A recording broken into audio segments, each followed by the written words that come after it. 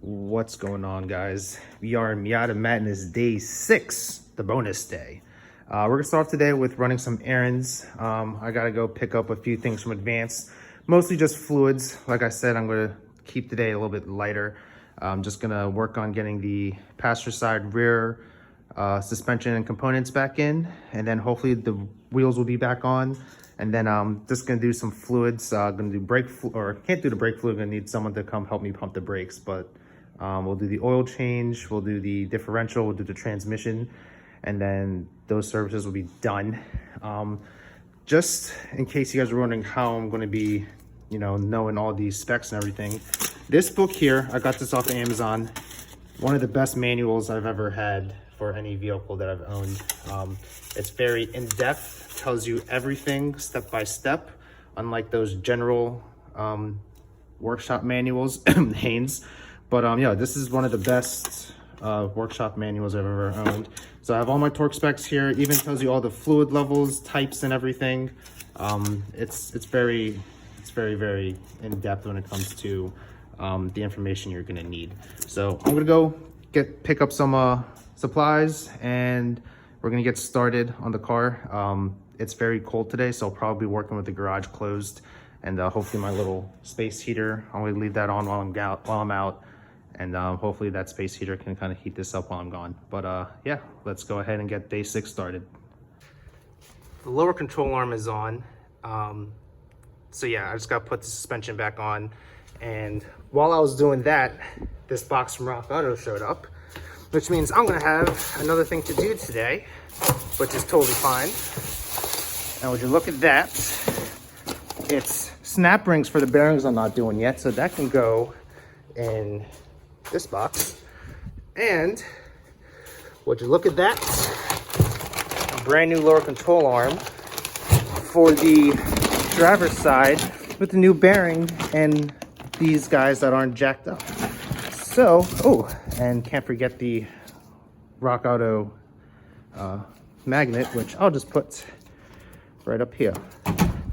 But yeah, so I'm gonna push the bushing out of this guy so everything is all nice and good, even though it's probably brand new rubber. It has a brand new lower ball joint. I still can't put it back together because I'm still waiting on the motor mount for this side, but yeah, awesome. Would you take a look at that? Driver's side and passenger side are completed for the most part, fully assembled. Everything is torqued down. Basically what I did was I took the floor jack, I jacked it up by the lower control arm until it lifted up from the jack stand. So that's how I know that the full weight of the car was on the suspension. And then basically torqued them all to spec. So basically the only thing that this thing needs in the rear is the brake fluid flush, and then I can, or get the calipers bled, not the flush, there's nothing in there now. Get the brakes bled, and then essentially put the wheels on. But I just realized I can't bleed the brakes because the front calipers aren't even on yet, so that's gonna have to be put on hold for now. But yeah, both rears are on, so probably I'm gonna break for lunch real quick. What I'm gonna knock out when I get back is swapping out the 2 bushings out of the new control arm, and I'm probably gonna be able to work with the control arm being in on this side. So I'm gonna work on this side for a little bit, and I can always do the fluids at a later date. But yeah, so once I'm done with my little break here, I'm gonna work on the driver's side front, and yeah, day 6, the bonus day, is actually going pretty well. So knock on wood, I just didn't jinx myself. But yeah, we have basically completed the bushing project for the most part. The driver's side, obviously I'm waiting for the motor mount to come in, and then once that comes in, I'll go ahead and put the upper arm back in and start putting things together. Just for clearance purposes, it's actually better for me to keep the upper arm out so I can get the motor mount out. That's that little block back there. And so yeah, so once that comes in, I'll get the motor mount swapped out and we'll be good to go. So as of right now, everything chassis suspension wise is done. So we're gonna go ahead, I'm gonna get the oil change done, maybe do the diff, I don't know yet, maybe do the trans, see if I feel like crawling underneath and doing all that. Might as well do it while I'm here. But start off with, I'm not using any crazy special fluid for anything, literally just things you can get from Advanced Auto Parts. I'm not really the car is not built yet to justify that crazy fluid, so we're just gonna be running just basic Lucas 80/90 gear oil for the trans and the diff.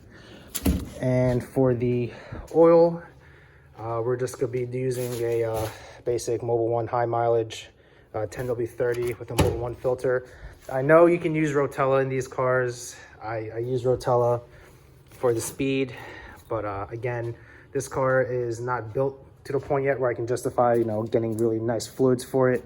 And to be honest with you, I don't know if it's leaking anything at the moment, so don't want to get real crazy. It was leaking from the valve cover. I haven't had a chance to clean the underside yet to make sure nothing else was leaking. Everything's still coated pretty well, but yeah, I'll go ahead and get the oil change knocked out and see how the rest of the services go on. But yeah, day 6, being very productive. I think I'm going to call the bonus day 6. Gonna call it a day. Gonna call it early too.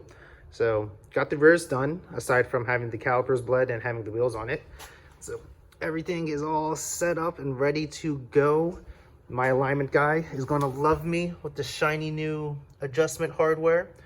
And yeah, as you can see, this car is not pretty underneath. So she is wearing nice clothes, but she has quite the past. But yeah, so that's what we got going on here. Like I said, I'll do the diff and the transmission fluid sometime next week. I'm gonna see, maybe just take tomorrow off. I've been working on this car every single day. So as a recap of what was done this week, not everything was done that I wanted to get done. So I mean, at least I got the majority of it done. So the bushings are all in their respective control arms. They just need to be put on. Passenger side front, we're waiting on the spindle, and once the spindle comes in, everything can go back together. On the driver's side, we are waiting on the motor mount, and once the motor mount is here, we can go ahead and throw everything back together. Rears are complete, and once those parts come in, we can throw everything back together, and the car would be able to have it be back on its wheels. Aside from that, we have just the transmission fluid, the differential fluid. I do have a high flow catalytic converter right here. That's going on the car because for the class that I'm running it in, you actually need some sort of cat. I currently have a test pipe on the car, and even though most people probably won't even care, I want to at least be correct with the classing. So I'm gonna put the cat on it and keep the test pipe, so when I do go up a class and where you don't need the cat, I have the test pipe ready to go. So other than that, it's really just a waiting game. And then once all the parts are in, it's gonna be up to me getting it to the alignment shop. Thankfully, the alignment shop is less than like 6 miles from here. So even though the alignments could be all wonky, at least I won't die as much because it's not like I have to drive on the highway or anything like that. But anyways, this was Miata Madness. This week was crazy. Did not expect it to go the way it did, but thankfully, you know, I survived. Again, I did this all in my home garage with, you know, just basic tools that you can get from literally Harbor Freight is where I get most of my tools from. So just goes to show you don't need a fancy shop, don't need a fancy lift. Just kind of work to your comfort level and what you think you know you can do. But yeah, oh, for the inside, what I'm going to do is I'm going to run the OEM seats. Since I removed the seat belts here, what I'm going to do is I actually ordered a non-retractable 3-point belt. So it's going to hook up to here and to the respective 2 points down here. And then it's going to adjust kind of like a harness so you can get yourself tight. And it is DOT approved. It is safe. Kind of like a lap belt to like a go-kart or a golf cart or something like that. So that's what I'm going to run for this seat, since I couldn't find a seat that would work for the passenger side, a racing seat. And it was a little bit cheaper this way as well too. But anyways, back to the outro here. Thanks again for tuning in to Miata Madness. I will still cover the remaining bits, maybe in shorts, probably not as full-length videos. But again, thanks again for tuning in, and hopefully this thing will be ready for the autocross. And I guess now it's in 2 weeks, I guess, or 1 week. I don't know. But yeah, it's going to become crunch time here. Thanks again, guys. Catch you later.